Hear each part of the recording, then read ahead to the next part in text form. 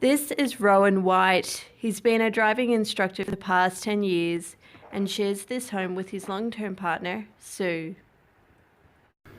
I have a visual disability. I have an impairment since birth. That's a refractive error and an astigmatism, quite a marked astigmatism in both eyes. Employed for most of his adult life, Rowan is just one of a number of disabled Australians who's managed to avoid being excluded from the workforce. When Rowan was 17, he applied to the Royal Australian Air Force to be an engineer, but he was rejected on medical grounds. It had been a lifelong dream.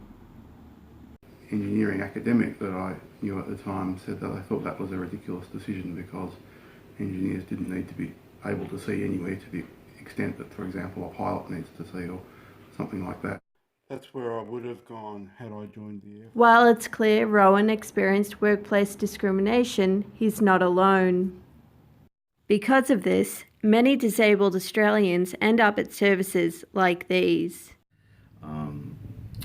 It's better. There are more employers educated now than what there was going back 6 years ago, but there's still a long way to go for employers to really understand disabilities. Do you still offer wage subsidies? Yes, we do. This is a difficult question, but I have to ask it. Yep. Do you think that at times employees exploit this? There will always be times, yep.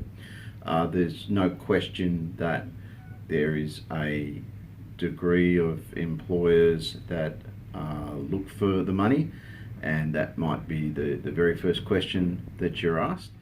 Are you familiar with wage subsidies? Is that something your organisation offers? No.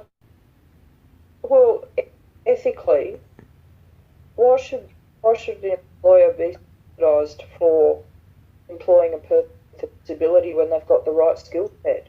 That's just encourages an expectation of underperformance, we think. Organisations like these are working hard to encourage long-term employment and overcome stigma, but more needs to be done on a government level. Some countries have even introduced employment quotas to increase the workforce. But with stats like these, Australia will continue to lag behind the rest of the world. Natalie Corrigan reporting.